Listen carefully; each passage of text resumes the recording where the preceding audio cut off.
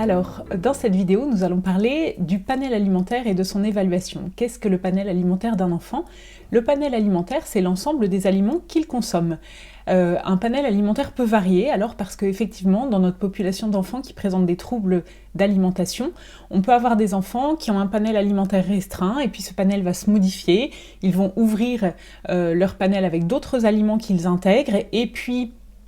parfois, une semaine, 2 semaines, un mois après, ces aliments qu'ils avaient intégrés ne vont plus être consommés. Donc on peut, en tout cas, l'idée de panel alimentaire, c'est pas un concept fixe, c'est quelque chose qui va bouger avec le temps, qui va évoluer, qui en général va s'ouvrir, c'est ce qu'on souhaite en tout cas, et ça va être un des objectifs de la prise en soins orthophoniques, c'est d'ouvrir et d'élargir ce panel alimentaire, mais voilà, c'est pas quelque chose de fixe, c'est quelque chose qui est amené à bouger dans le temps.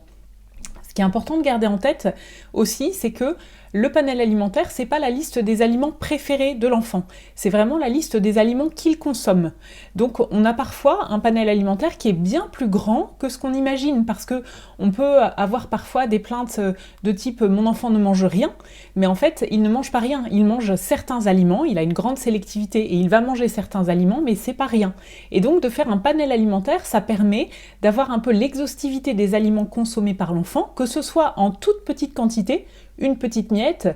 une bouchée, ou que ce soit en grande quantité. Dans ce panel alimentaire,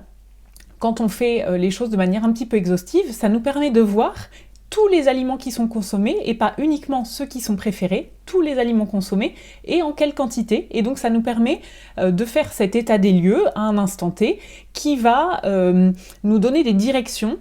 dans la prise en soins orthophoniques pour se dire, bah voilà, peut-être que on va essayer d'axer sur tel ou tel aliment qui ne fait pas partie des aliments consommés par l'enfant, et on va essayer d'élargir la palette alimentaire de l'enfant. Donc c'est un outil qui va être très intéressant et qu'on va explorer ce mois-ci au sein de la communauté Happy Ortho. Avec les membres de la communauté, on va explorer justement qu'est-ce que le panel alimentaire, comment l'évaluer, avec quels outils. Donc n'hésitez pas, si ça vous intéresse, à vous inscrire sur la liste d'attente pour les prochaines ouvertures de la communauté Happy Ortho.